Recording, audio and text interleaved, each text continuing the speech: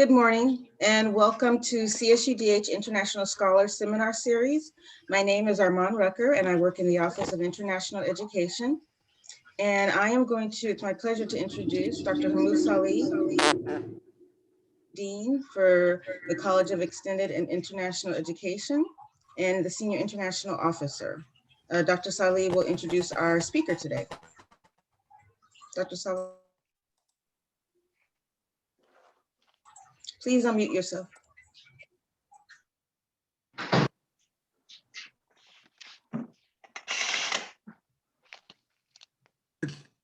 Amanda, okay, you finished? Yes. Okay. Well, thank you very much for every one of you come here. This is really an exciting. We have a timely topic, and we have the best person to lead us on a major issue that is facing American politics, society, and our way of life, perhaps. It's an honor to welcome Dr. Gus Martin, who I know for so many years, and I have had the pleasure of working with him and learning from him, and we're so fortunate. Let me briefly thanks, before I move forward, to thank Armand for leading us, doing all the work to make us look good, and the staff who joined us today. A brief summary of Dr. Martin's path, administrative and academic path. Dr. Martin is a professor of criminal justice administration on our campus. Previously, he was Associate Vice President for Human Resource Management. He also held the position of Associate Vice President for Faculty Affairs, Acting Associate Dean of the College of Business Administration and Public Policy, and Chair of the Department of Public Administration. He began his academic career as a member of the faculty of the Graduate School of Public and International Affairs at the University of Pittsburgh, where he was an Administration of Justice professor. He has an extensive research and contributions to journals and professional interest in terrorism and extremism, homeland security, and the administration of justice. Just to give you an idea of how active is Dr. Martin in the academia and the publication of articles and books in the subject. He is the author of several books on the subject of terrorism and homeland security, including Understanding Terrorism, Challenges, Perspective, and Issues. I believe this is the latest edition in 2020. Also, he has another book, Terrorism, An International Perspective. Another one, Essentials of Terrorism, Concept and Controversies.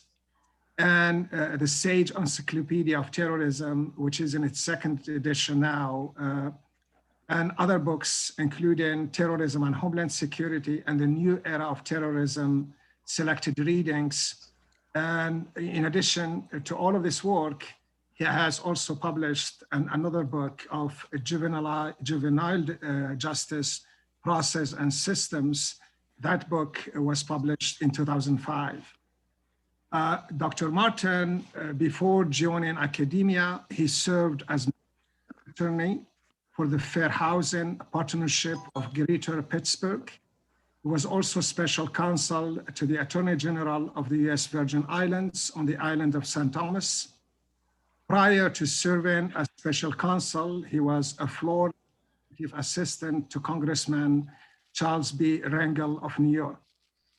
Dr. Martin received his bachelor's degree from Harvard College, GD from Duquesne University School of Law, and a PhD from the Graduate School of Public and International Affairs at the University of Pittsburgh. Dr. Martin, welcome to our lecture series. Please take it from here. The audience will have a chance to ask you a few questions at the end if you have time. Thank you so much for your generous time and joining us on this important, to lead us on this important topic. And thank you very much, Dr. Salih, for the invitation. And thank you, Armand Rucker, for your guidance. One thing about this, can you hear me? Yeah. Okay, very good. Is that okay? Now, the thing about this topic is that we are in a time of crisis in the United States, and it's layered. It's at many different levels. In 2020, of course, we were challenged with the COVID pandemic, but then we saw a great deal of social conflict growing out of the televised, the recorded killings of African-American males, frankly, and women. And then we also had a great deal of political instability, and that was 2020. Then by January 6th of 2021, we saw a true insurrection attempt occur at the United States Capitol. And this was unthinkable, but it happened. And this particular environment is still with us. It has not ended. And unfortunately, I would project that more is to come. So what I would like to do is I will discuss the context of extremism in 2021. We'll do a little bit of history, but we'll focus on the current environment. So I'm going to take us to a PowerPoint presentation, and we'll also see a few videos, and then I'll leave room for questions and discussion. And I hope you'll join in, ask any question. Anything will be discussed once we get to the end. So let me begin with this.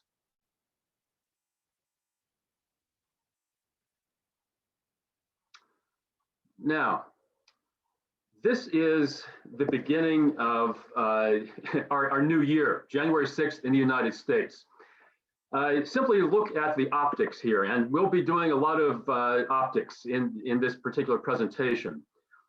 As Dr. Salih mentioned, I worked for a New York congressman for about 4 years across the street in the Rayburn building from the Capitol. When I worked there, there was a bomb that was detonated. It was detonated by a left-wing group. We're not sure who it was, actually. It might have been the Weather Underground or some other group. But that was really the last attack on the Capitol building. Here we see an individual walking with the Confederate battle flag through the halls of Congress, through the halls of the Capitol building. Understand the symbolism of this flag, though. That's the stars and bars. It is the Confederate battle flag. The recent history of the Confederate battle flag and its display is that it was raised above every Southern Capitol dome during the Civil Rights era. The flag had disappeared until that era. So when you see this symbolism, remember that this battle flag is actually a symbol of white nationalism in the current environment. A lot of people will say it's heritage, perhaps, but it's a certain kind of heritage, as you'll see. So let me begin by showing you what occurred inside the Capitol on January 6th. This will be just a short video. I'm going to not show the whole thing, but I will show some of it.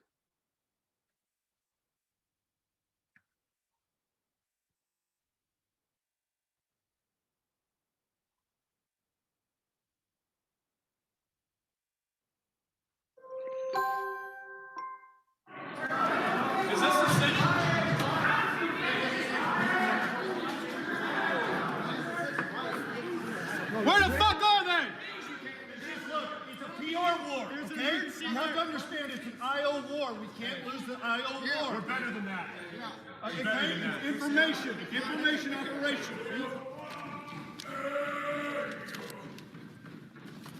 There's gotta be something in here we can fucking use against these scumbags.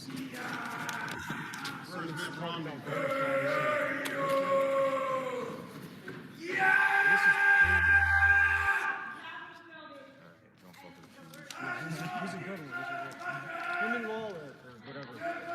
Cruz, I think Cruz would want us to do this, so Yeah, absolutely. I think we're good.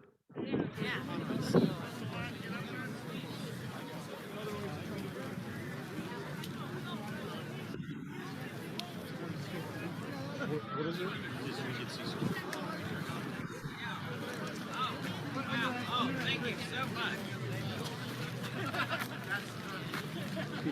If they don't fix this shit, we're gonna You think this is one fucking day?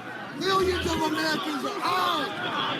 To protect the Constitution of the United States against enemies, foreign and domestic!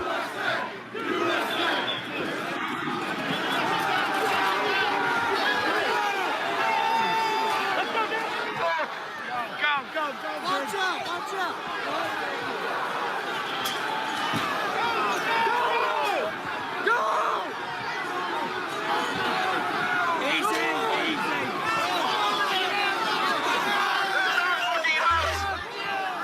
Fuck you, police!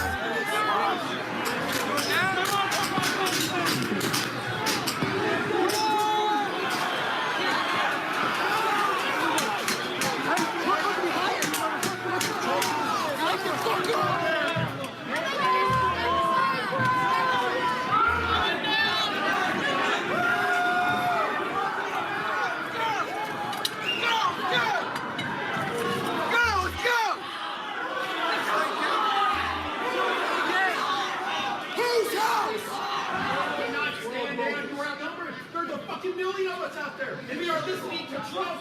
You're the boss. It's sad. It's sad.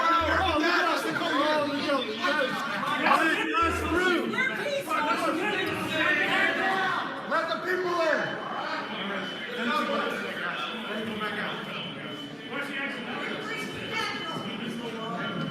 Hey, it ain't safe for you guys. We love you guys. Take it easy. And away.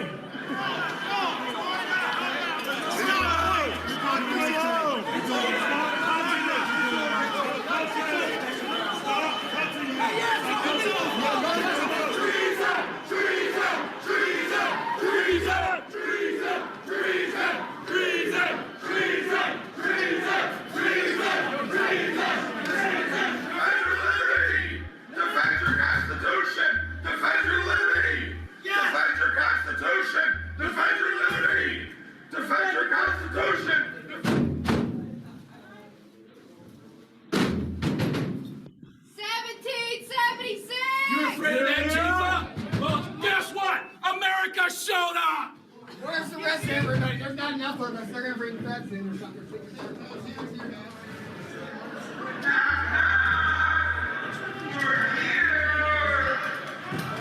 Is this the city?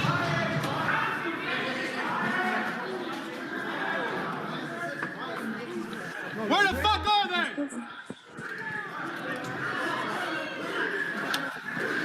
Where are they? While we're here, we might as well set up a government.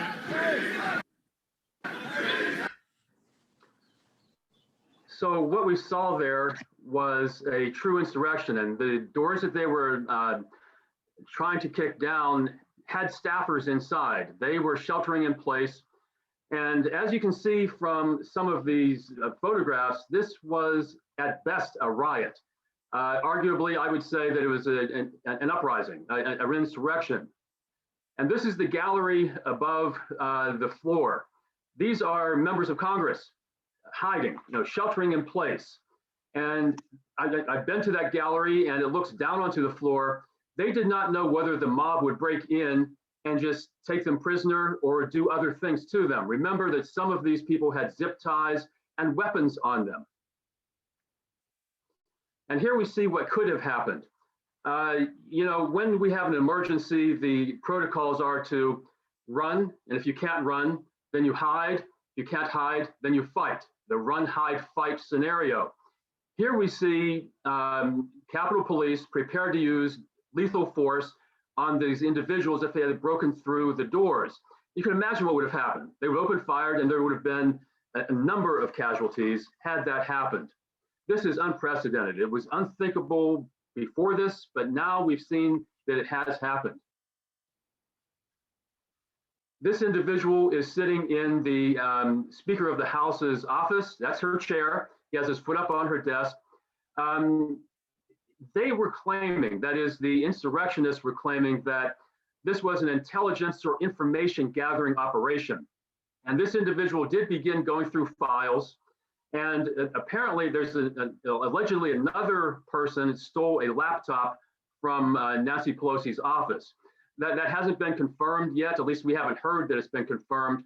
But if that happened, they were looking for information.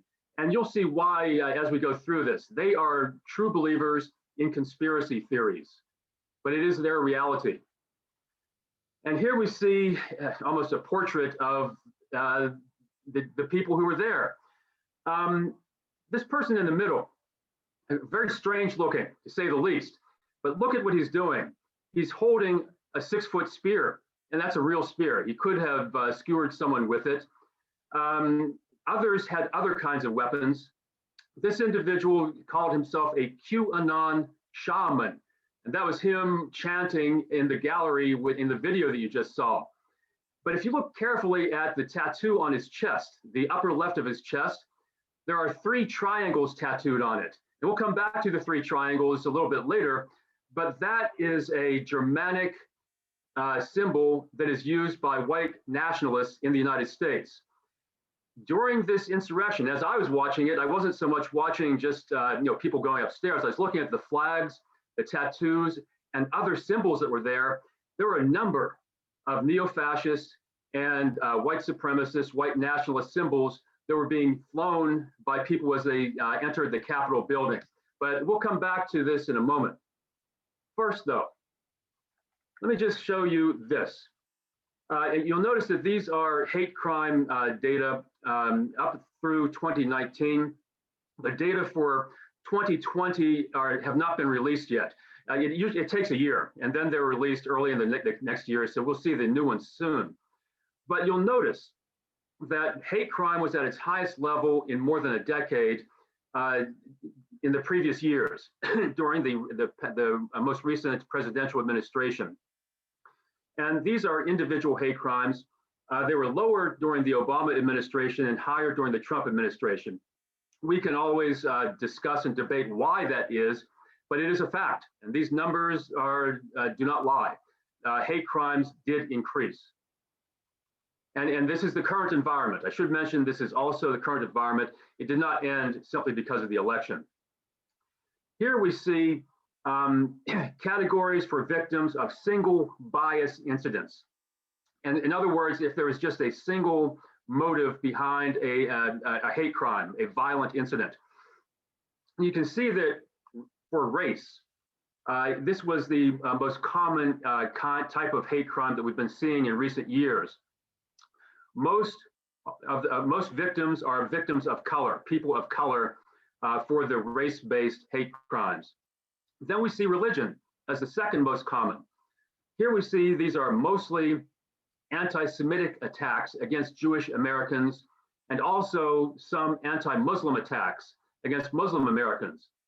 The bottom line here, though, is we should keep in mind these are attacks by Christians, self-professed Christians who believe they're attacking other faiths because they believe in the one true faith.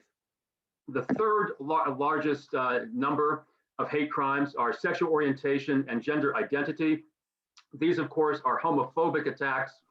And once again, though, in the recent years, they've seen an increase in the numbers of these kinds of attacks. And so this is the current environment in 2021. And just a representation of this, nearly 60% of hate crimes in 2019 were based on race and ethnicity. And then roughly 1 in 5 were based on religion, and nearly 1 in 5 were based on gender identity and sexual orientation. So let us proceed with why we are where we are. And this is going to be a summary. It's the current environment. It's going to be a summary because there's much more that can be said. We can spend an entire symposium looking at why we are where we are. But in the modern era, the current environment, you can see the American case has different trends on the left and right wings of the political spectrum. We see that in the United States, first of all, most of the movements we see are either left wing or right wing. And then the extremist movements are also left wing or right wing. So the American left, we see that a lot of progressive activism, and also this concept of people's rights. In other words, as you'll see, it could be civil rights, women's rights, the rights of gay and lesbian people.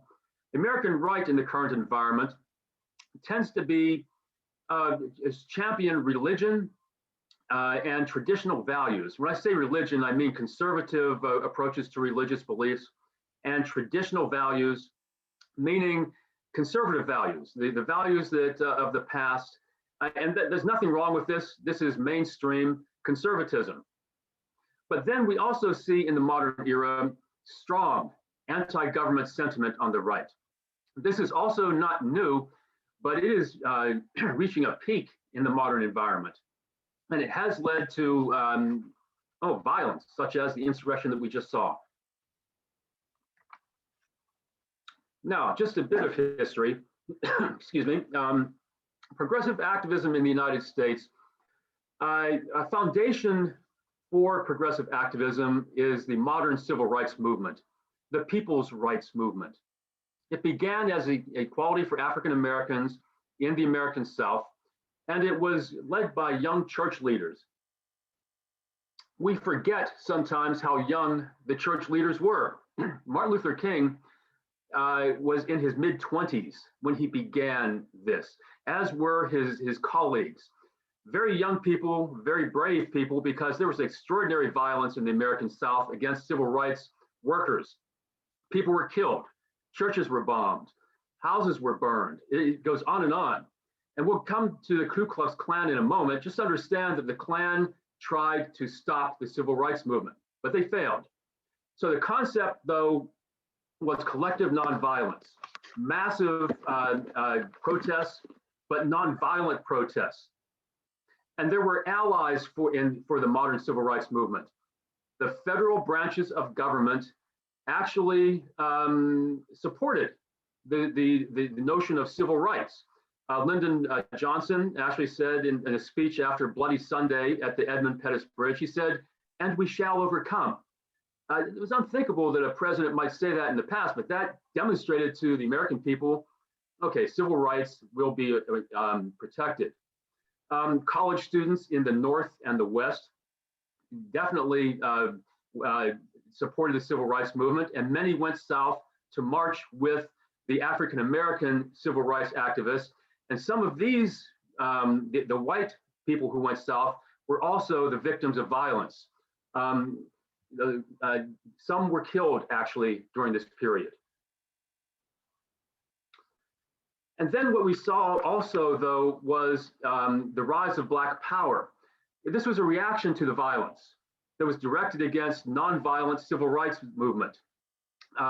There were some fairly mainstream groups in the South that actually armed themselves, like the Deacons for Defense.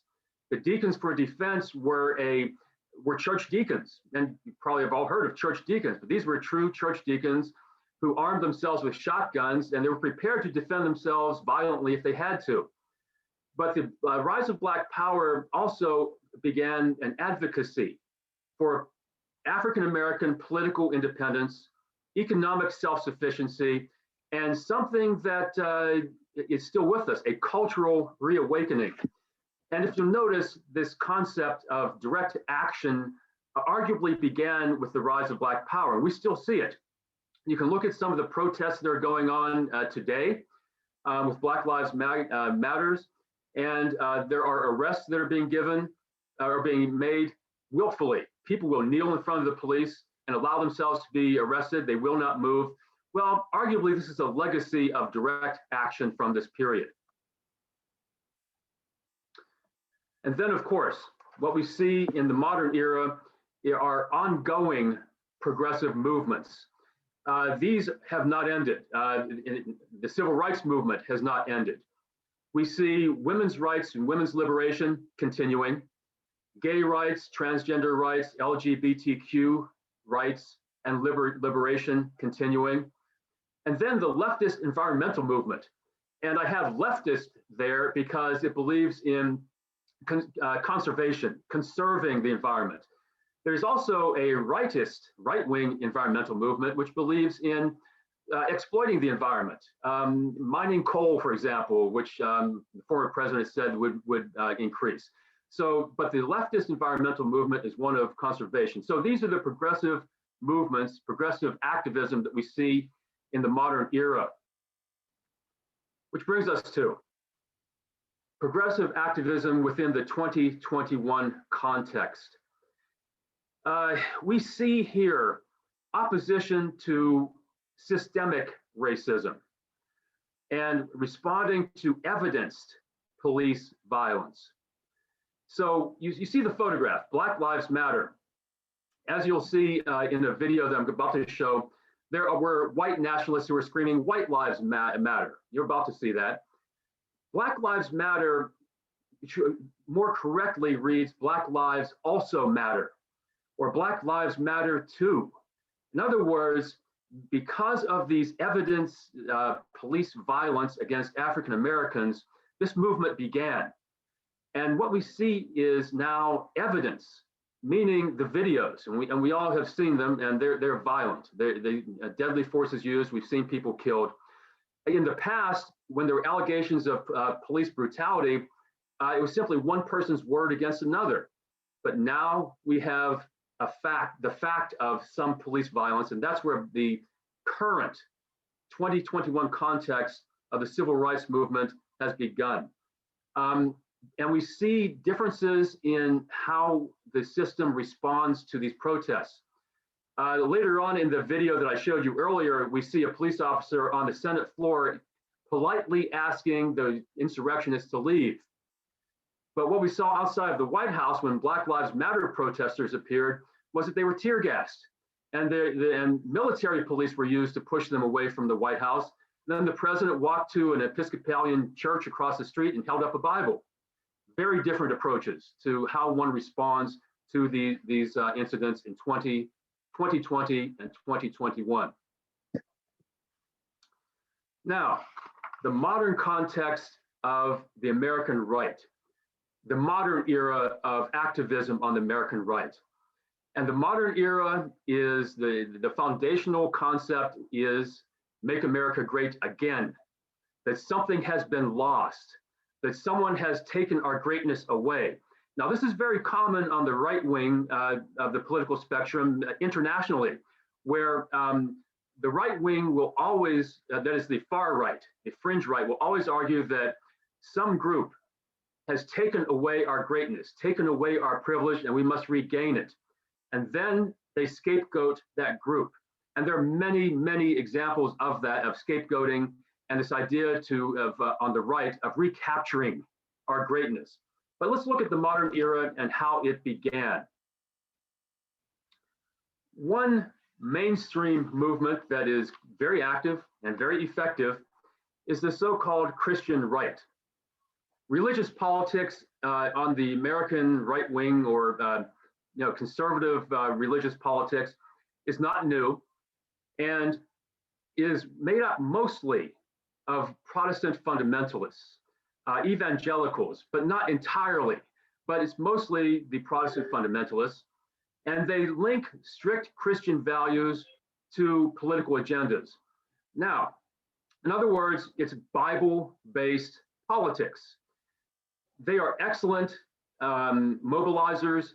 And when it comes to getting out the vote, so-called GOTV activities, they get out the vote very effectively. And in the modern era, the Christian right has very strongly backed the previous presidential administration. Their argument being that God was using the previous president.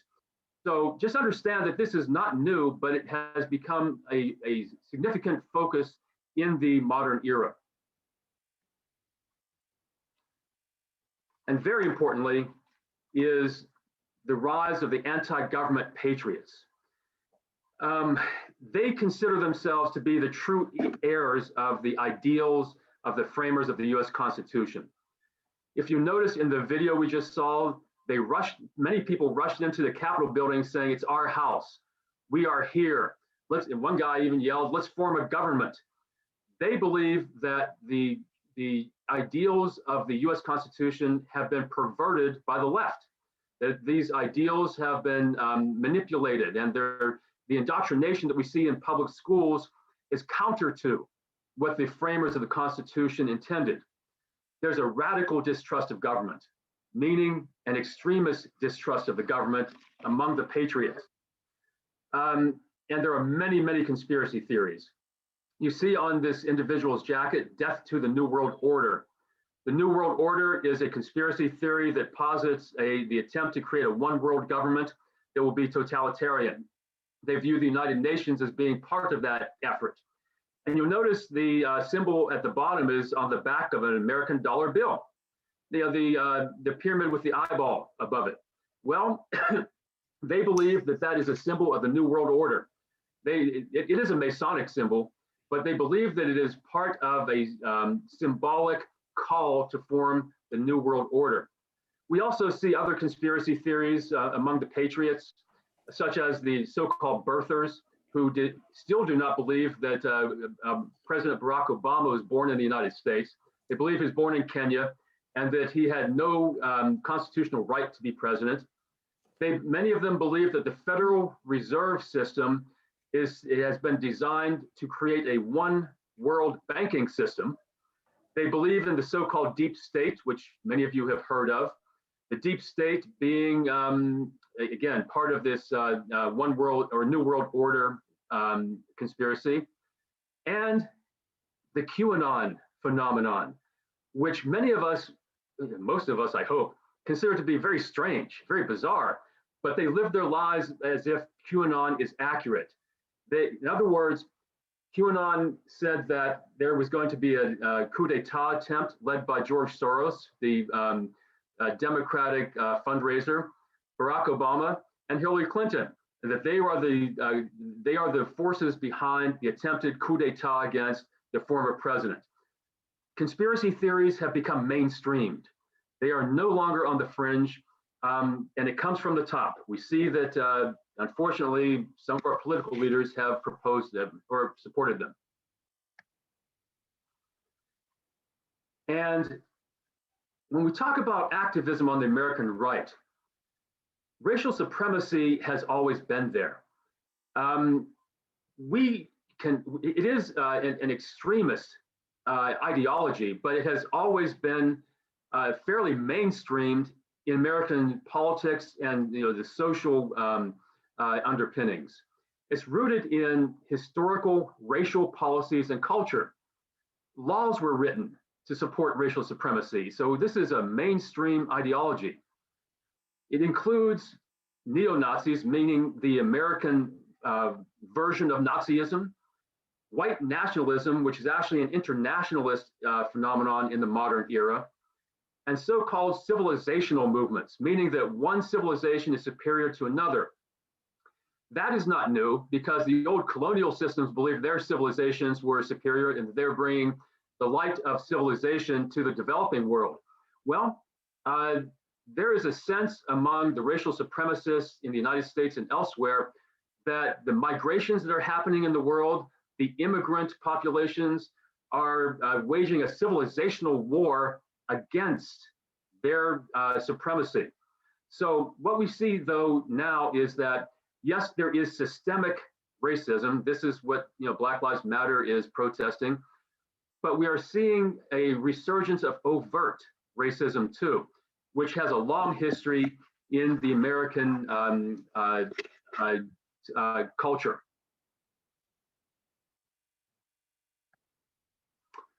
And something interesting that exists that many people do not necessarily think about in the modern era, racial mysticism. This is an incorporation of a mystical quality to racial supremacy. In other words, a particular group will claim it has a God-given supremacy. So it's not just a social supremacy or a cultural supremacy, it is a spiritual supremacy. And there are different cases that have come up that are still with us, such as the so-called creativity movement, which believes that the white race is God, that it embodies God. Christian identity, which has rewritten the Bible essentially, claiming that the true chosen people are the Aryans, the Northern European races. And then racist Asatru. Asatru is paganism. They truly believe in the Norse god pantheon of Thor and Odin and such. But there's a racist trend within that, which says that the white race, the Aryan race, is blessed by these gods. So let me show you a video that captures this. It's from August 11th and 12th, 2017. It occurred in Charlotte, North Carolina. And listen to what they are chanting. Listen to what these individuals are chanting as they walk through. And I'm just going to show a portion of this video also.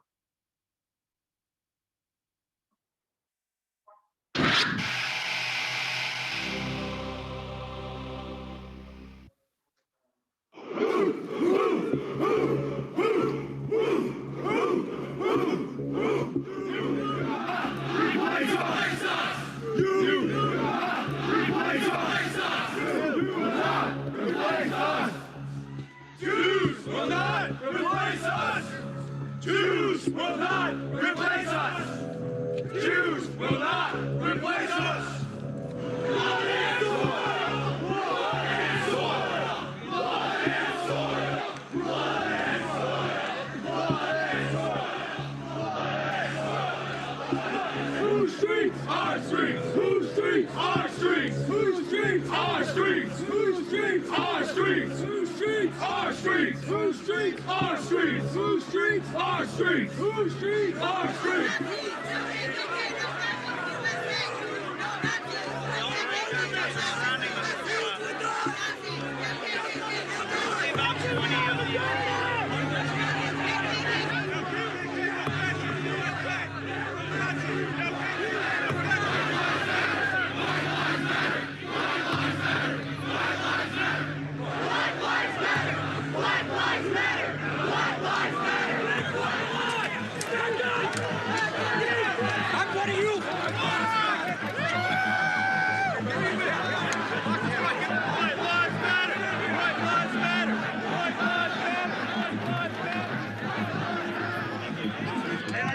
Mace, man. We need first aid! You got mace? Yeah. By who? By commies. Trying to figure out what's going on now. It's too late, bro. Y'all just be ready for tomorrow. Y'all couldn't help a couple people that was out here tonight. Just be ready tomorrow at least.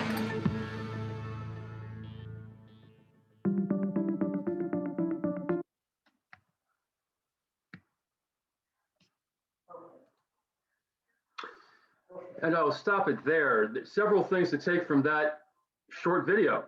Once again, if you can understand the language, understand the symbolism, there's a great deal that was in there.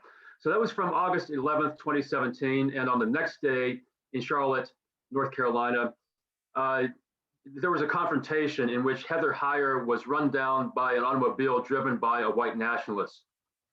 There were chants going on. One was blood and soil. That is an old Nazi slogan, blood and soil. Then you also heard them chanting, "You will not replace us. Jews will not replace us." That is a part of the it's called the Great Replacement. It's a conspiracy theory which says that these new migrations, new immigrants coming into Europe and the United States are attempting to replace the pure cultures of Europe and the United States. And of course, the ultimate fear we might have is that there could be an armed confrontation between this particular kind of group, meaning the far right wing, and perhaps the anarchists, and we'll come to Antifa in a moment. But there's a true threat scenario which may very well play itself out soon, unfortunately. Now, when you talk about the 2021 context, understand once again the broad acceptance of conspiracy theories, strong sense of a cultural conflict. There is a movement on the far right wing to seek out savior personalities, such as our previous president. A savior personality. By that, I mean one who is going to champion them. And they truly believe on the far right wing that the former president did champion them. When he was elected, there was a neo-Nazi meeting in which they began using the fascist salute saying, "Hail our people, hail Donald Trump." And some of the outspoken racial supremacists actually did say, "He is our president." So understand that this is a movement that is continuing through 2021. And there's strong disaffection with political and media institutions. They were demonized for 4 years, and millions of people have complete disaffection with our political institutions and media institutions in the United States. Now, so this is activism. Let us look at now extremism, first on the American left and then on the American right, beginning with the modern era of violence from the political left. And one thing to keep in mind is that violence from the left is not new. It reached its peak in the 1970s and 1980s, then it receded. But there have been some anarchist sentiment that has appeared within the Black Lives Matter protests. In other words, anarchists have appeared and have attempted to some extent to exploit the protests because they have a ready audience. The people you see in this photograph are members of Antifa. They are members of what is called the Black Bloc, which I'll get to in a moment. But modern anarchist sentiment is a resurgence. There's a long history to anarchist activism going back to the turn of the last 20th century in the United States. Which brings us to Antifa. We heard many times from political leaders that Antifa is an organization. It is not. It is an ideology. It is a belief system. It is a movement. And it is not, it was not founded in the United States. It stands for anti-fascist. Anti-fascism began in the streets of Europe in the modern era. The so-called Black Bloc began appearing in France, Germany, and elsewhere. It now has appeared in the United States. The Black Bloc simply refers to protesters who are anarchists appearing at, let's say, a Black Lives Matter protest or some other protest that's going on, and they find each other. They dress in black with black bandanas, black uniforms, whatever it might be. They find each other and form what is called a Black Bloc. That Black Bloc will march through the streets, perhaps engaging in vandalism, breaking windows, confronting the police, etc. And when the Black Lives Matter protests began, I started looking for them in the videos that were coming out, in the televised incidents. And they were very visible. If you knew what to look for, you could see the Black Bloc forming up as these protests began. There is now a center of sorts, a geographic center in the Pacific Northwest of the United States, where we see Antifa sentiment fairly active and fairly visible. But again, remember, it is not an organization, it is a movement and an ideology, an anti-fascist ideology. And very importantly to keep in mind when it comes to possible violence on the left is this idea of propaganda by the deed. True anarchists do not believe in just talking. They do not believe in just sending out written propaganda or having a Facebook page or something like that. They believe in doing something, taking to the streets. Propaganda by the deed is a very old anarchist strategy or tactic, and it's nothing new. So direct action is something that they believe in, and it is sometimes violent. There's no question about that. There have been violent incidents involving the Antifa and other anarchists. So that is that is extremism in a nutshell on the American left in 2021. Now, having said all that, the high tide of extremist violence at the moment in 2021 comes from the right wing. And there are some significant threats emanating from the right wing. These threats are not new. They have been in existence for some time now. And frankly, you know, this attack on the Capitol is something that one could have projected or predicted was very plausible.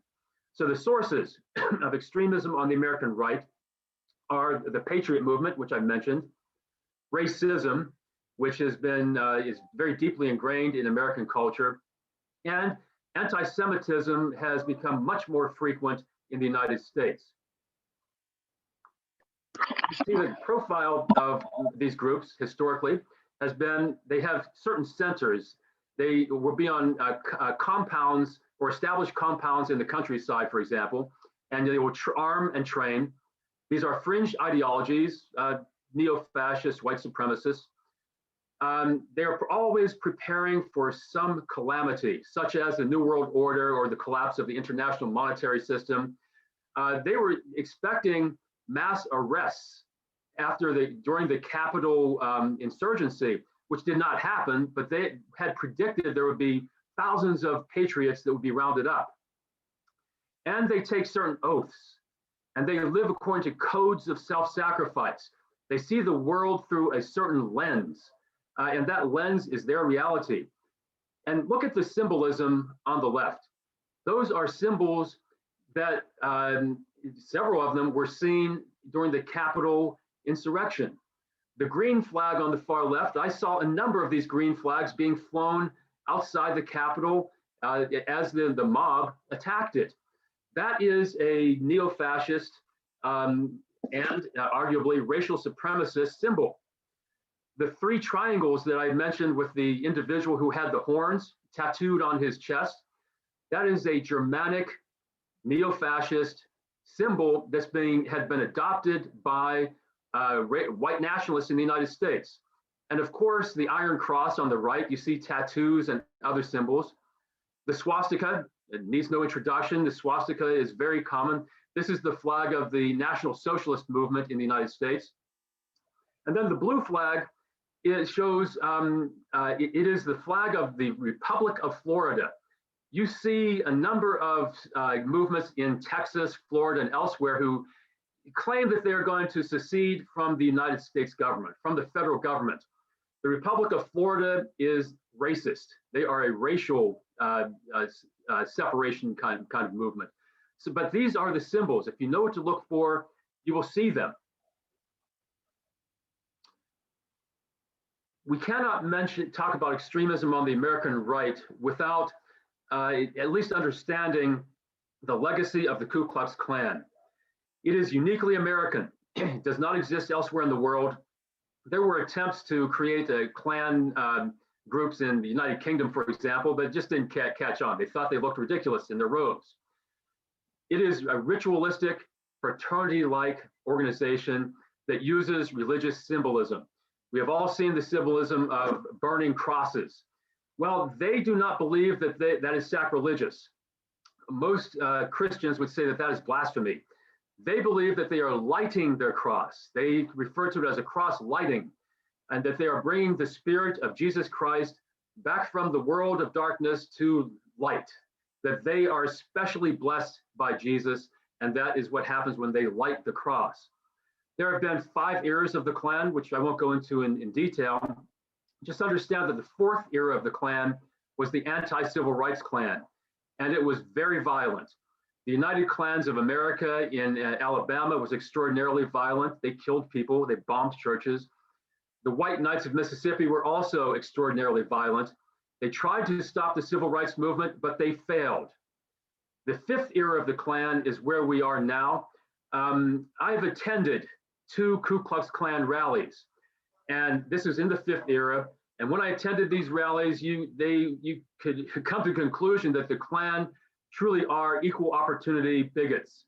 They used every epithet against non-Christian religions and non-white groups and non-European nationalities. They have fallen on hard times because they have competition coming from other areas on the right, but we have to understand their legacy because their legacy is very profound in the United States. We now have in 2021 this concept of white nationalism, white nationalist extremism. So when I say that the Klan has competition, this is the competition. This is often an American version of Nazism. They have strong conspiratorial beliefs, and combined though with racial supremacy.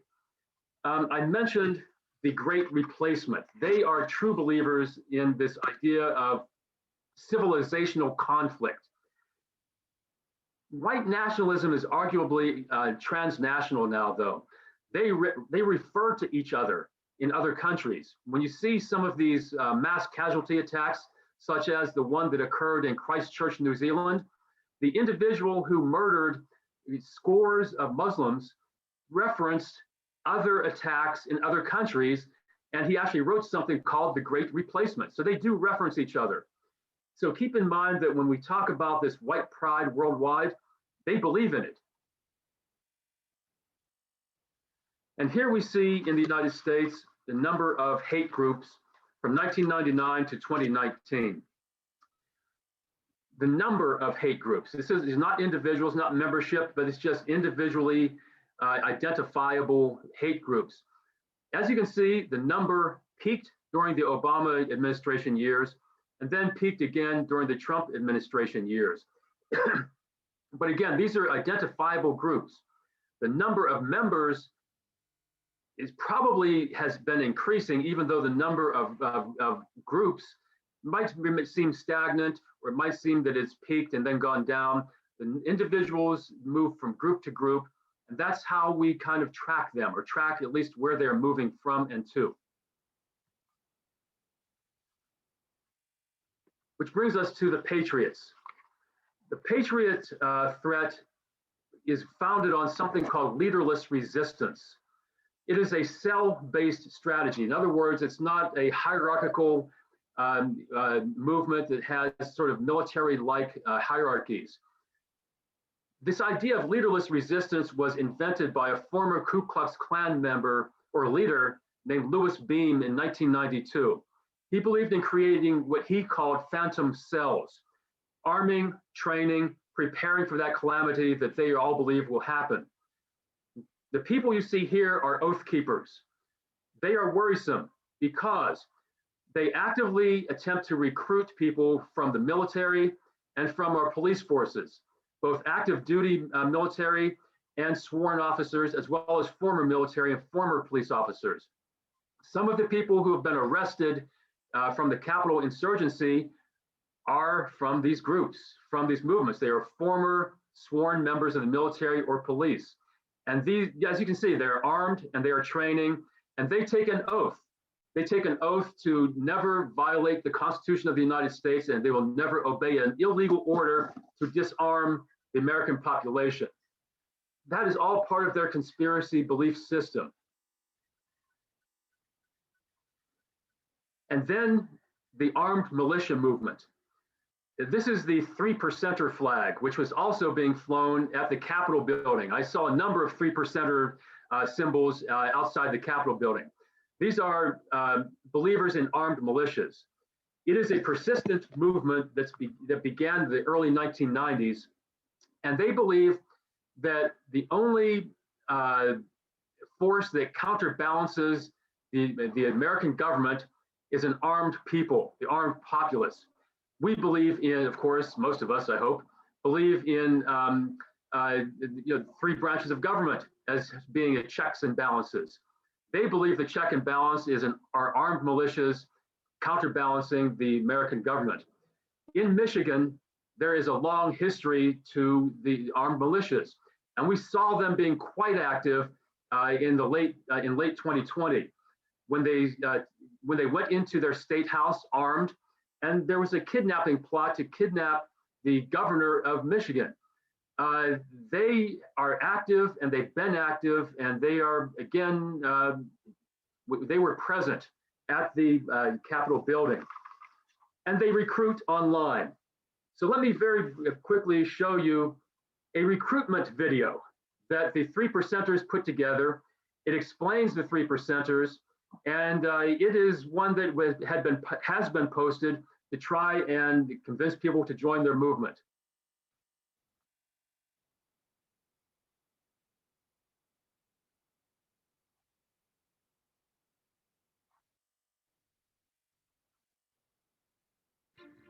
During the American Revolution, the active forces in the field against the king's tyranny never amounted to more than 3% of the colonists.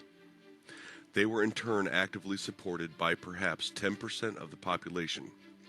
In addition to these revolutionaries were perhaps another 20% who favored their cause but did little to nothing to support it.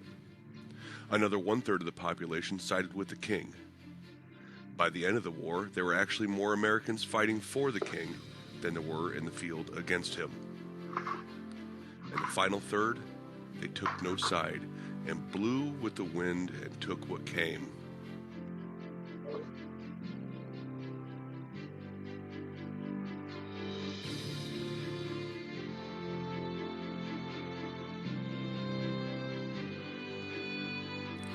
Three percenters today do not claim that we represent 3% of the American people, although we might. That theory has not yet been tested. We do claim that we represent at least 3% of American gun owners, which is still a healthy number, somewhere in the neighborhood of 3 million people. History, for good or ill, is made by determined minorities. We are one such minority.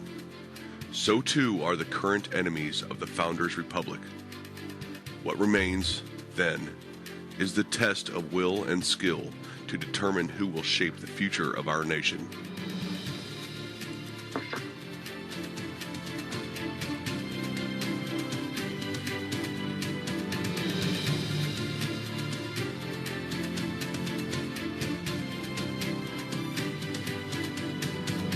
The 3% today are gun owners who will not disarm, will not compromise, and will no longer back up at the passage of the next Gun Control Act. 3%ers today say quite explicitly that we will not obey any further circumscription of our traditional liberties and will defend ourselves if attacked. We intend to maintain our God-given natural rights to liberty and property, and that means most especially the right to keep and bear arms. Thus, we are committed to the restoration of the Founders' Republic and are willing to fight, die, and if forced by any would-be oppressor, to kill in the defense of ourselves and the Constitution that we took an oath to uphold against enemies foreign and domestic.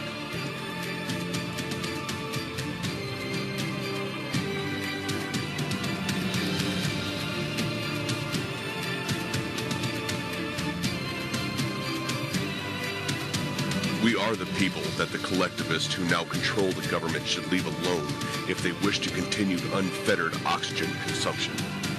We are the 3%. Attempt to further oppress us at your peril. To be bluntly, leave us the hell alone. Or, if you feel froggy, go ahead and watch what happens.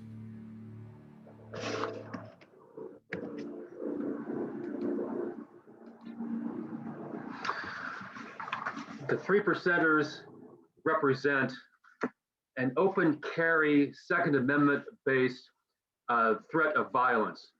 And here we see armed tendencies in the United States that have become quite open and quite active. The individuals you see in this photograph are the Boogaloo Boys.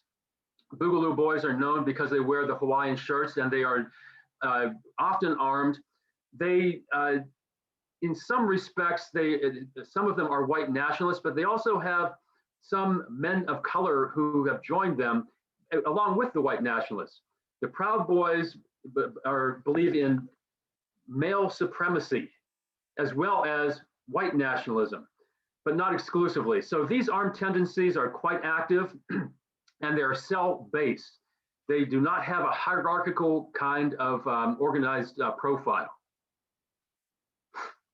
And I need to mention this.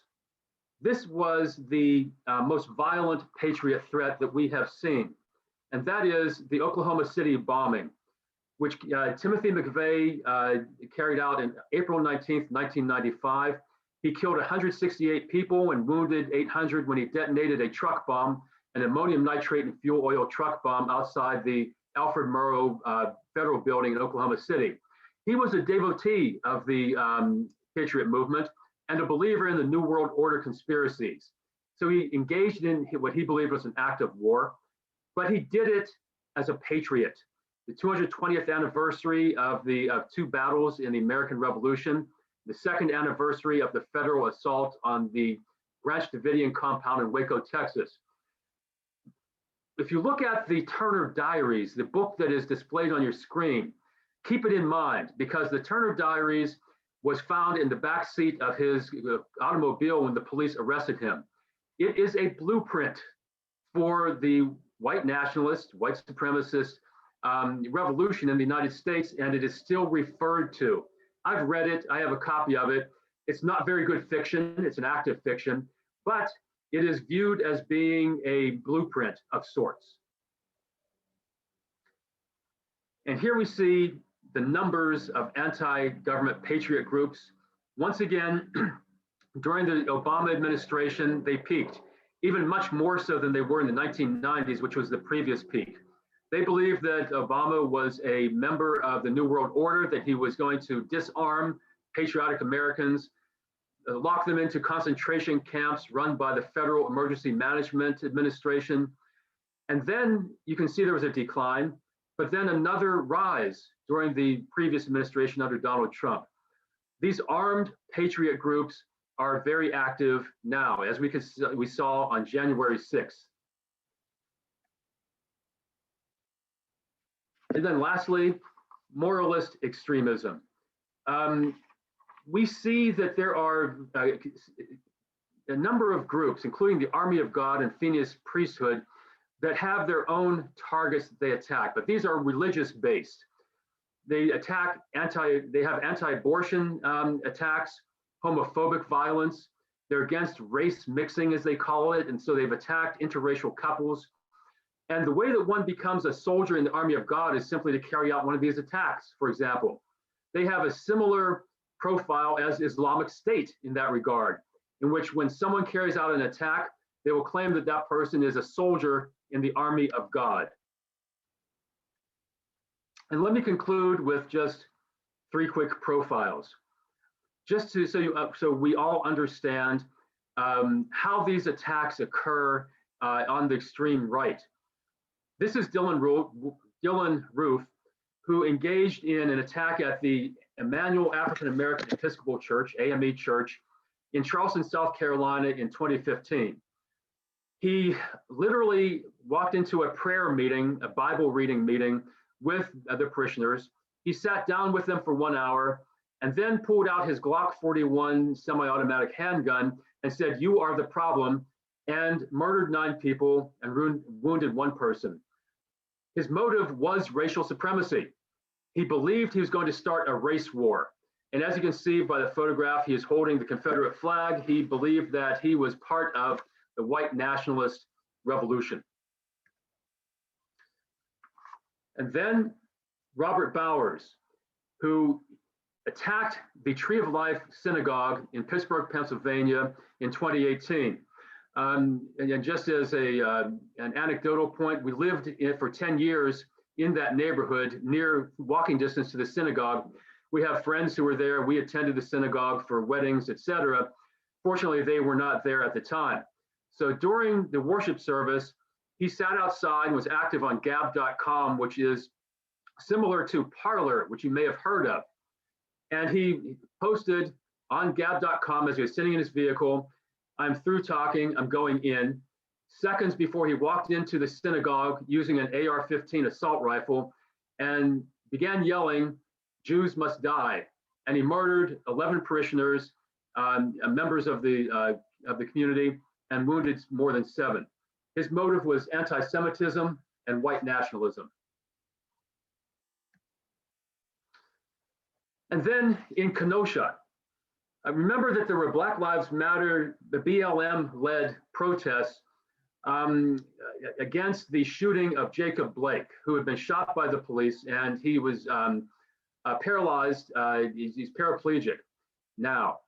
So in Kenosha, in August of 2020, Kyle Rittenhouse went to a BLM protest with a Smith & Wesson AR-15 style assault rifle. And you can see him there, and there's someone in front of him, another person similarly armed. He opened fire, killed 2 people, wounded 1, and then just walked away. The police let him walk by with a loaded assault rifle. His motive was interesting, though, and this is something that we need to keep in mind as we move forward through 2021. He responded to a call by a local political leader who claimed that he had formed the Kenosha Guard militia, an ad hoc militia, and he had called for patriots to mobilize in Kenosha when this protest happened. And these so-called patriots did show up, and they were armed, and Kyle Rittenhouse opened fire. This is something to keep in mind. This plausible threat scenarios now are that these sorts of demonstrations by the so-called patriots and others could become violent in this environment. And so, Dr. Salih, I will end there. If anyone has any questions, I'll be glad to entertain them. That is wonderful. Thank you, Dr. Martin. This was really great. We'll leave it for the attendees to ask you questions. Anyone who can has some idea, a question? I see Giselle. Thank you, Giselle, for your comment.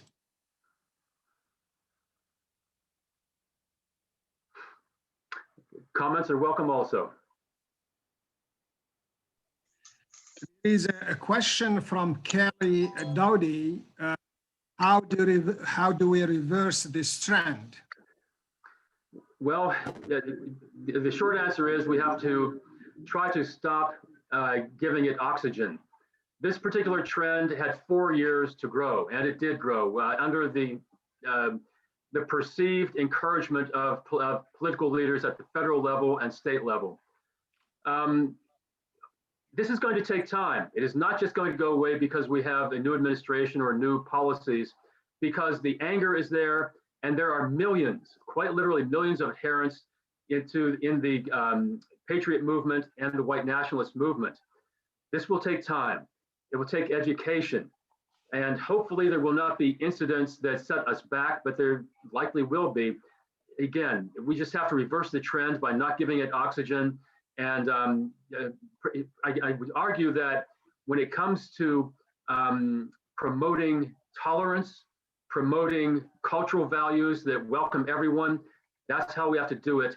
In other words, win that cultural war. It's wonderful. This is also somewhat related to a question that I could build on. Jali Bravo asked, first of all, thanked you. And then he added, I think it's great correcting the narrative for who leads these extreme acts. But let me sort of add to that. There is sort of this labeling.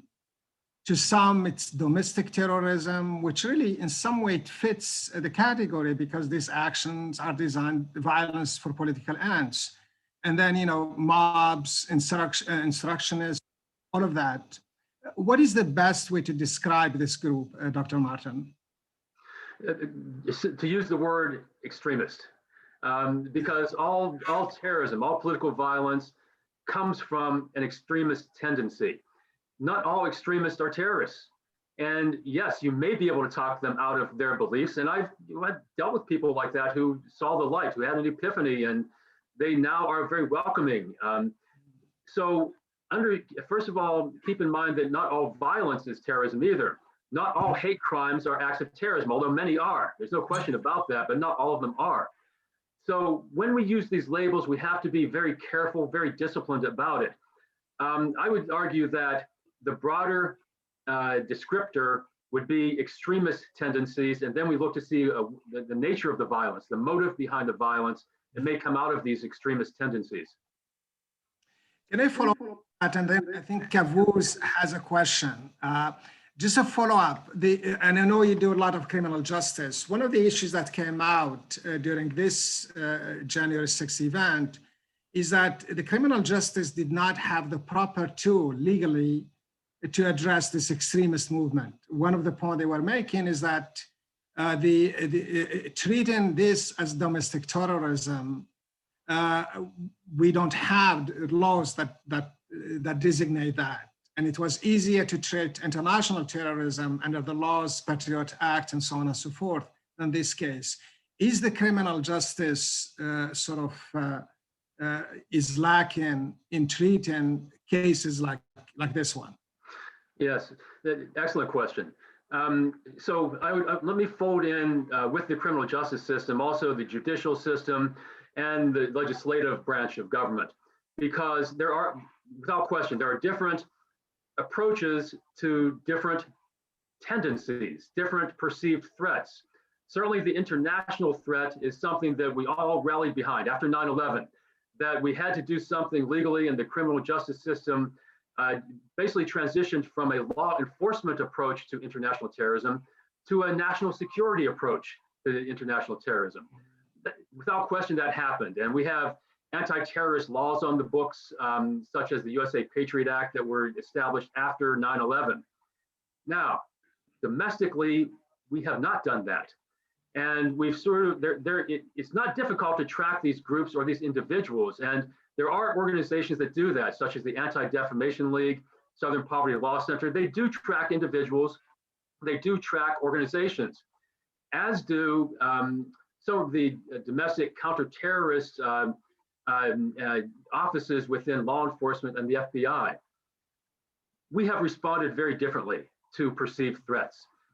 There have been some who have called out the threat of domestic extremists by saying, look, these people are dangerous. We need to do something.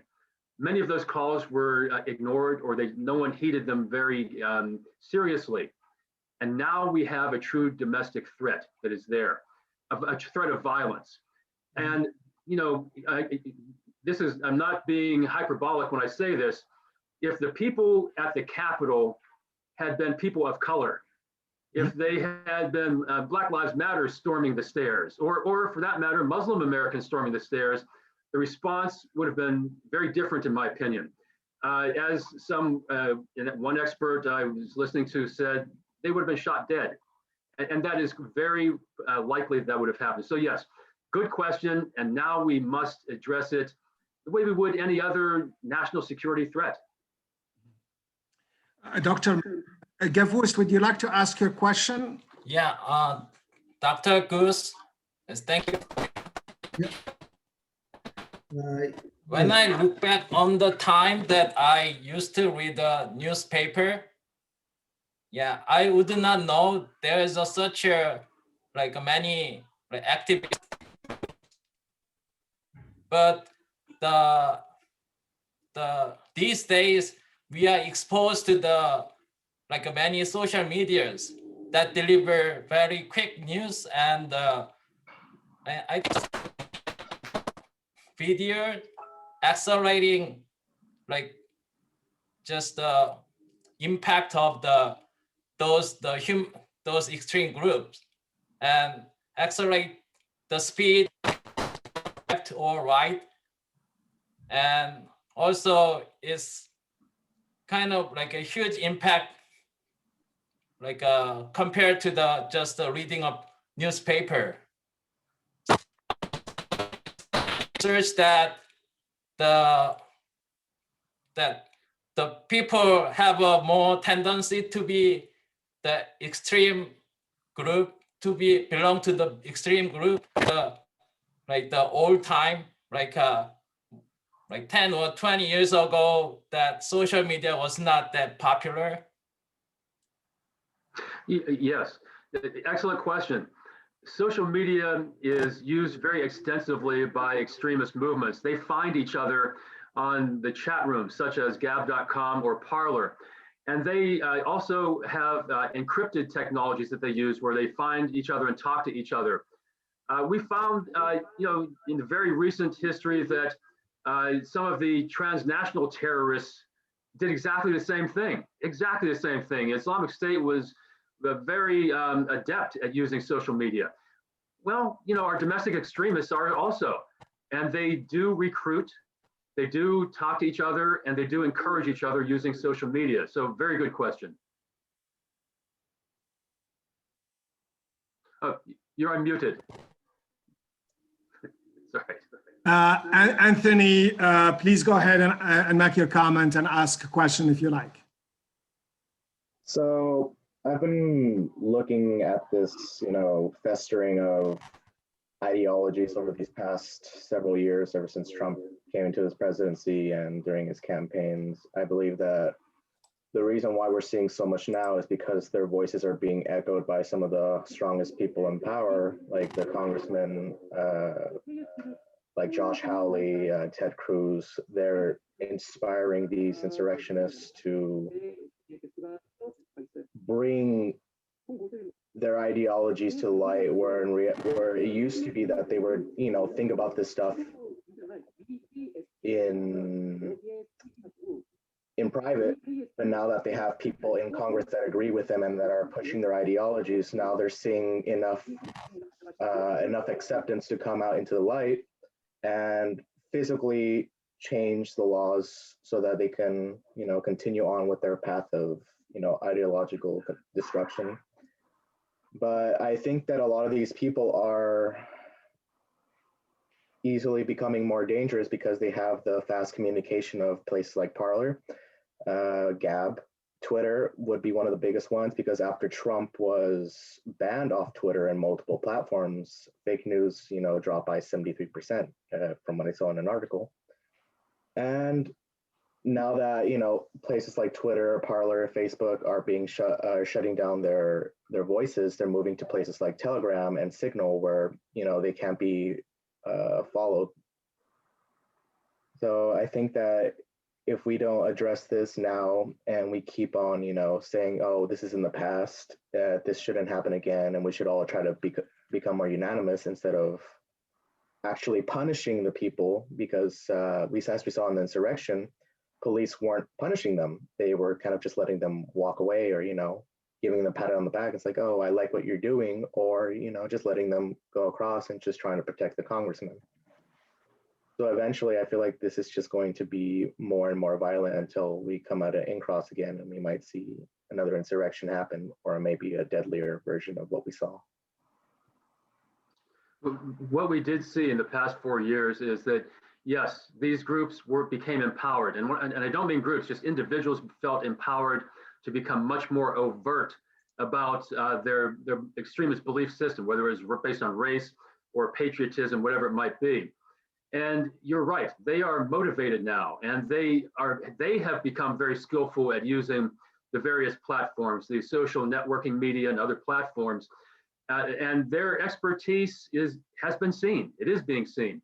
This is a true security threat, and you are absolutely right that we cannot simply assume it's behind us. It's with us right now.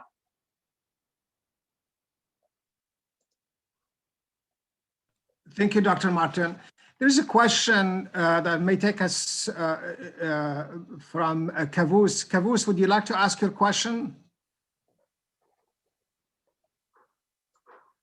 Yes, thank you, Dr. Smalley. My question is basically well, we know that there is systemic racism in this country. It's part of the history, as you mentioned, but how much of these current social issues are the impact of economic inequality? Because I see in your analysis, that was one factor was, I think, kind of left out. You're absolutely right. One outcome of systemic racism, that is our history of racial supremacy. Again, it was legalized for many generations, is that it had an economic impact in the sense that when you talk about the transfer of wealth from one generation to another, well, people of color were locked out of the system. So what we found was, and we can see this, that people of color were relegated to poorer neighborhoods. They didn't have the correct job opportunities, et cetera. And I was listening to one comment by a Japanese American congressman who pointed out that his grandfather owned land that is now worth $25 million in California, in the Pacific Northwest. But when they were sent to the detention camps, concentration camps during the Second World War, they took his property away. and is now worth millions. So there was no transfer of wealth from that generation to this congressman's generation. Without question, there's an economic impact because of systemic racism and others. We have to acknowledge that. We have to have the equivalent of a truth and reconciliation process, just as South Africa and other countries have done, and acknowledge that and address it. Thank you, Dr. Martin. Elena, Christopher, thank you for your question. Would you like to ask it? Elena? Sure, thank you. I have been wondering, why are there so many military participants in these extremist groups? Did you have an explanation? Have you done a study on why they're prone to being recruited so easily, it seems? Well, put it this way, that some extremists over the decades have gone into the military to receive training. Because remember, they are paramilitary, so they were training and forming militias in Michigan and elsewhere. So they actively and intentionally received military training in order to come out and then begin building their movements. When they were in the military, they did try to recruit some of their fellow soldiers, some of their comrades. The military did have a problem with extremists, a problem with some neo-Nazis, frankly. They had to literally say, that is, the military said, do not put up Nazi flags in the barracks. Do not put up Confederate flags in the barracks. So there was an attempt by extremists to recruit police officers and the military. Now, those who are members of police forces and the military are human also. They can be swayed by certain belief systems, certain conspiracy theories, just like anyone else. But again, remember that there was a targeted attempt to do this, and that's why we do see people with this training appearing with the Boogaloo Boys and others. Thank you. Thank you, Dr. Martin. There is maybe any other questions from the floor? Anyone? I have a quick question. Go ahead, Steve. Okay, Gus, thank you very much for great presentation, very detailed, really appreciate it. I've seen many of your programs over the years because I work over at DHTV. Let me just ask you, has there been anything surprising about the people who've been arrested in this group that has surprised you? Has there been anything surprising about the sort of the makeup and who's in it? And I know a lot of the groups that you've mentioned, that they're there, but what about other groups that have surprised? Anything?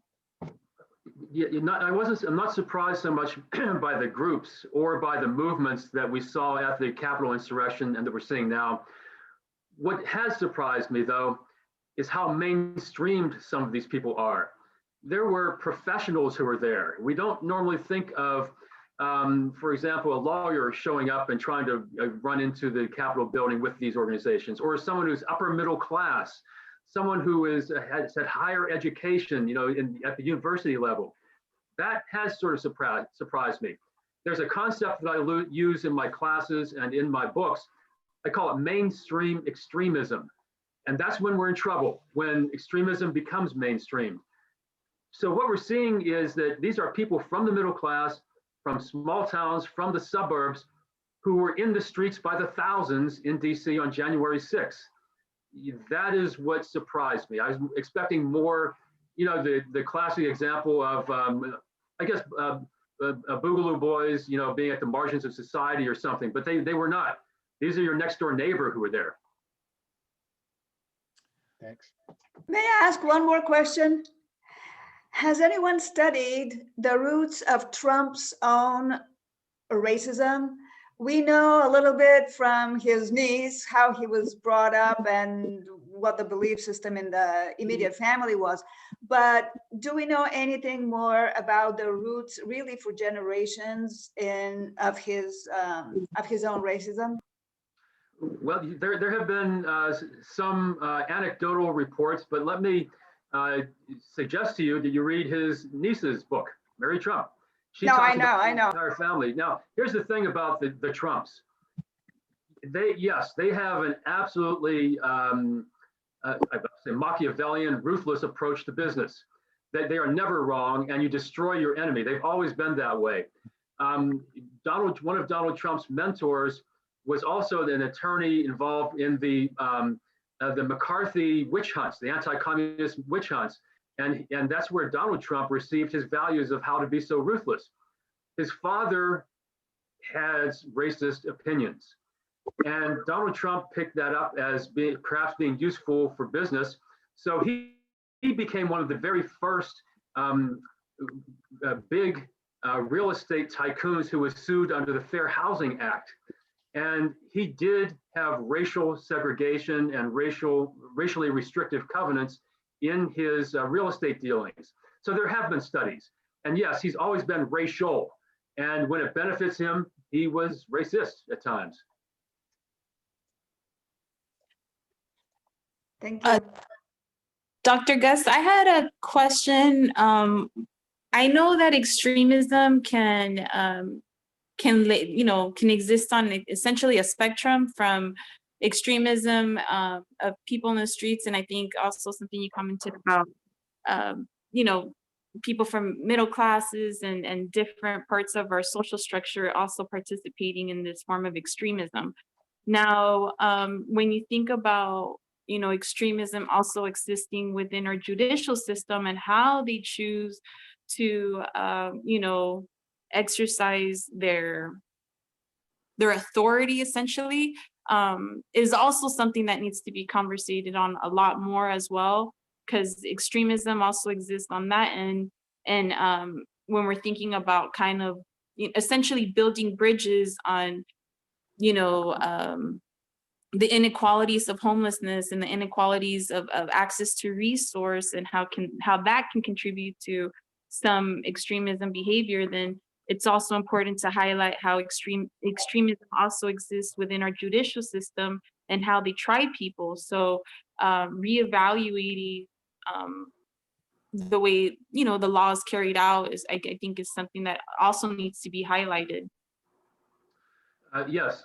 And once again, I'd warn against using certain language such as extremism being rampant in the judicial system. What you do see is systemic inequality that has occurred because of one's background, because of the lack of resources, as you say.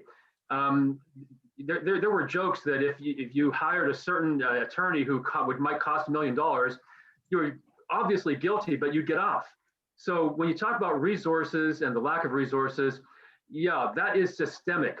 And it is not a mistake that the United States has more people in prison than any other nation in the world. We have over 2 million people in prison. And that is because of the way we have processed and prosecuted people, and we have convicted people and then sentenced them.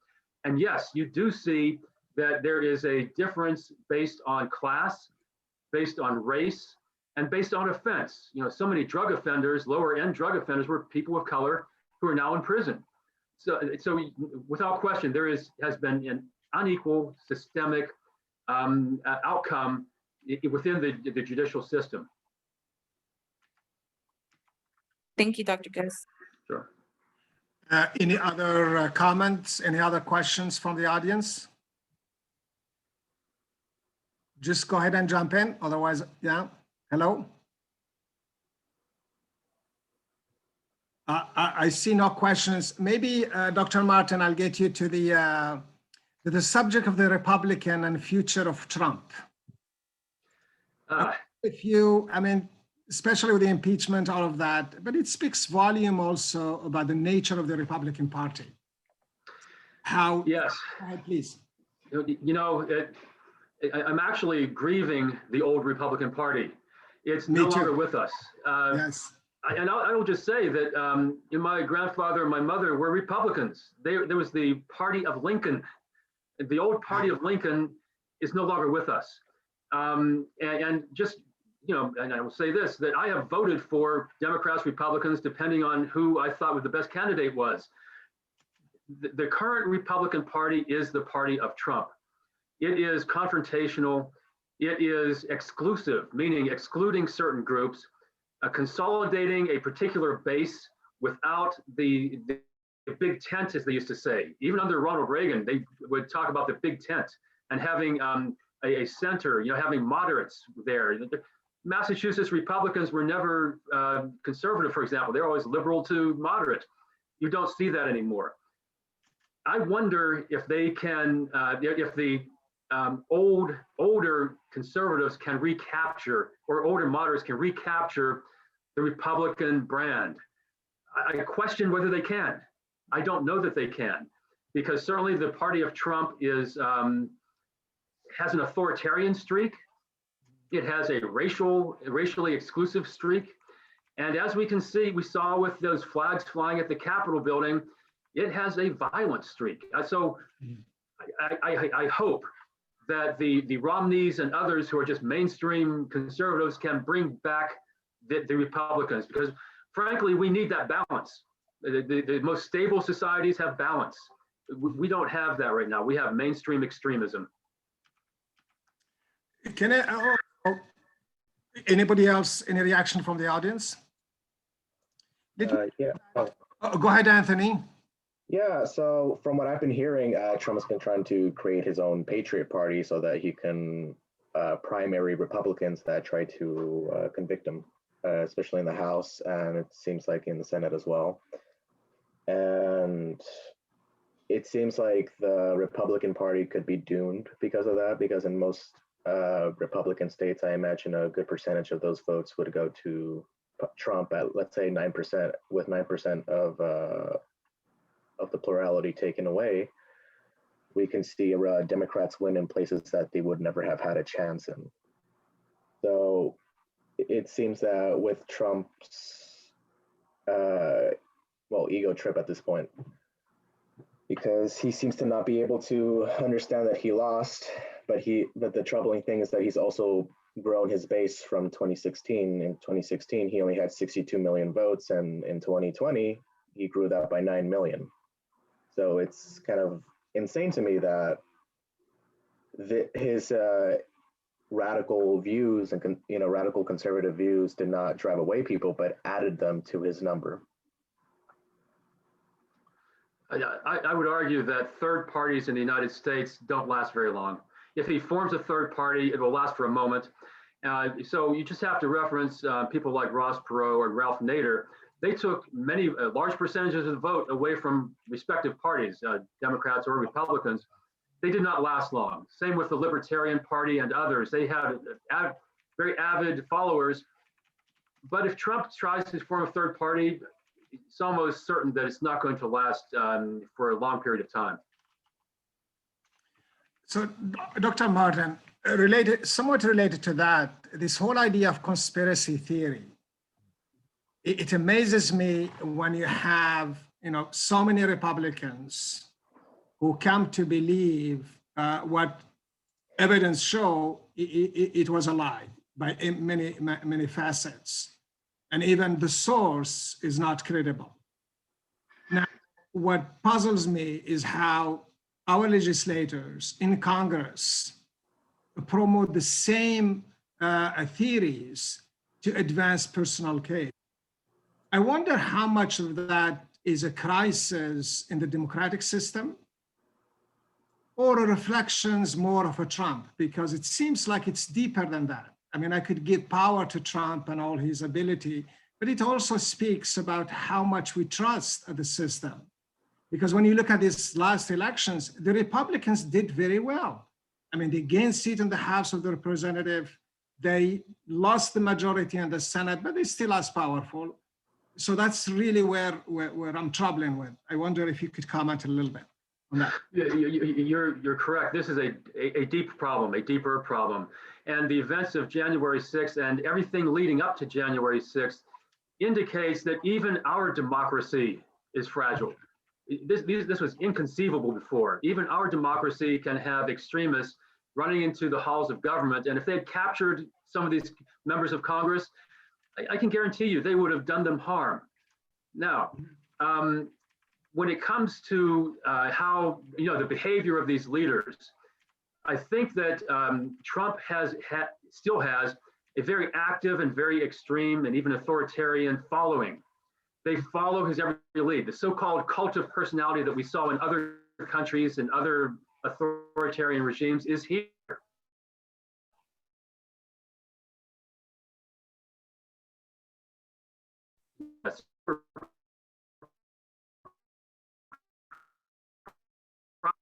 To be reelecting him, and they are engaging in behavior that I would argue makes no logical or objective sense whatsoever.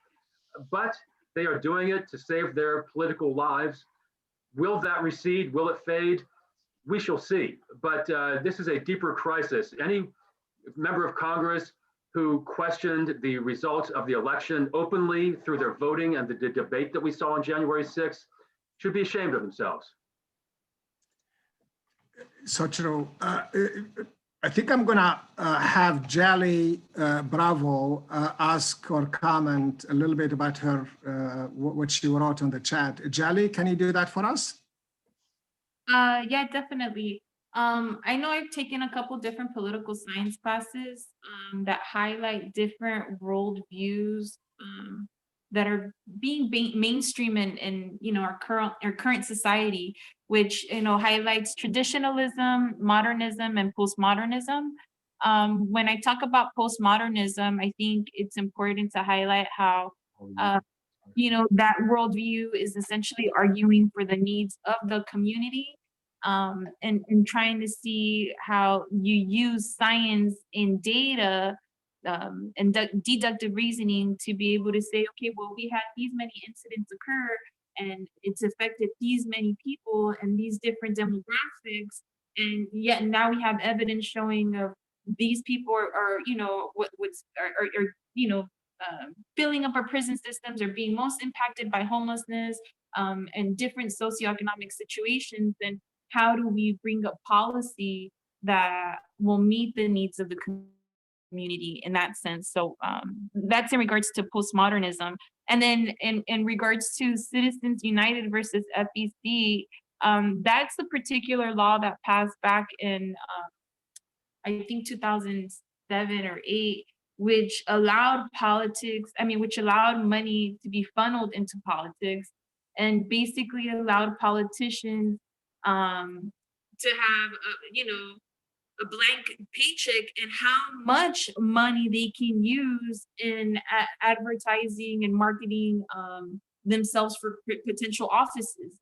So when you think about, what got Trump into office, it's important to highlight that there was a strategist that was assisting him in gaining his dominance in the game, and that's Steve Bannon. We understand that that every politician is going to have some type of strategist assisting them to get to whatever position that they're trying to. Then Steve Bannon was an individual that basically created multiple different organizations to sell a message, and that, I think that's one thing you have to realize about, well, if money's in politics, how messaging is being delivered is important, especially with the use of the internet. Yeah, what we have seen, excellent comment.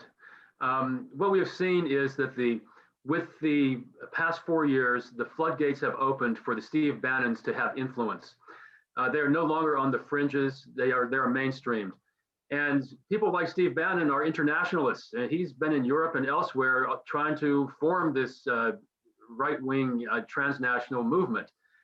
And with Citizens United and other conduits for funding of members of Congress and other politicians, we see once again that the elites can have their interests served by giving money to politicians. This is not new. Clearly, it's not new. But we see it, the outcome of it now. We see that we have people like the Donald Trumps and others who are very influential, and they have seized control of, for example, the Republican brand or Republican trend. Now, one thing you did mention, though, is postmodernism. The Make America Great Again movement is anti-postmodernism, if you will. They were tempted. What we see with the far right wing historically is they try to go back in time to recapture what they've lost. History is moving against them. I can't remember which age group it is now, but there is a certain age group, and below that, it is diverse. It is not majority white, and that this threatens people who are aware of that. Let's see if we have one more question before we come to the end of this talk. Anybody? May I? Oh, Amiko, go ahead, please. I loved your, discussion. It's great. I learned so much. Personally, for me, is I think the bottom line is the fear.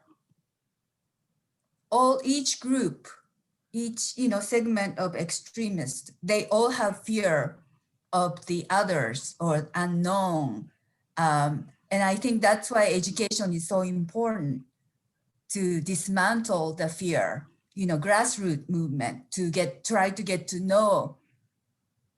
I think that's why we as educator, we can play a greater role to dismantle this myth. Is what I think. What do you think, Dr. Martin? Yes, you're absolutely correct. Firstly, let me just say that fear works. When someone is attempting to seize power, an extremist, whether they are reactionary, radical, whatever, they use fear, and it is fear of the other.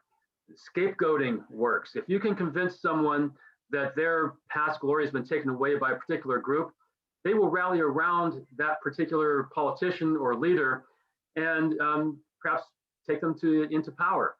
So you're right. And this is historically very troublesome because we're seeing it in the United States. It is happening here with immigration, with people of color, whatever it might be, and the anti-Semitic attacks, etc.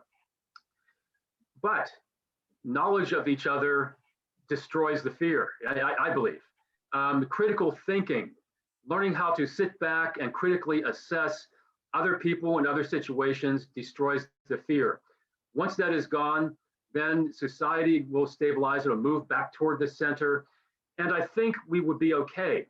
But again, the divide and conquer mentality of, frankly, Trumpism has worked. It has worked to a certain extent, and we have to be mindful that it's not over yet.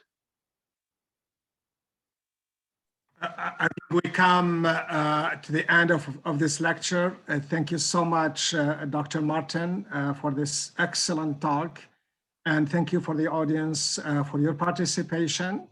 Our next topic is on racial discrimination and social justice and inequality. The guest will be UC Riverside Professor David Lloyd, who is well known in the field of modern languages and an Irish specialist. That will be on February 26th. This talk will be available on our website, I believe, but I think Armand can sort of tell us more about that. Thank you for your participation. As always, it's been a pleasure.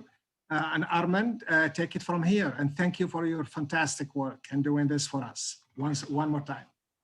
Thank you. And thank you, Dr. Martin, for coming today and bringing your presentation. It was extremely insightful.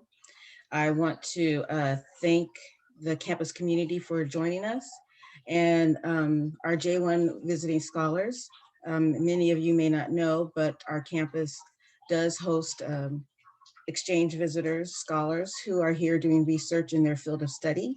And every month they meet, and unfortunately because of the pandemic, we don't have an opportunity for them to see the campus. So this is a good opportunity for them to see some of the members of our community at Dominguez Hills and to learn a little bit about our history, whether it's good or bad.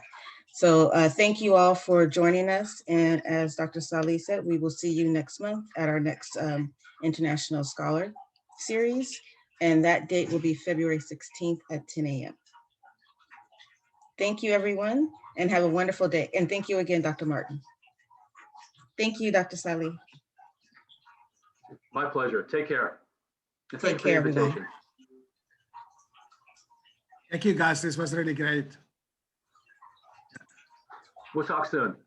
Yeah, we will.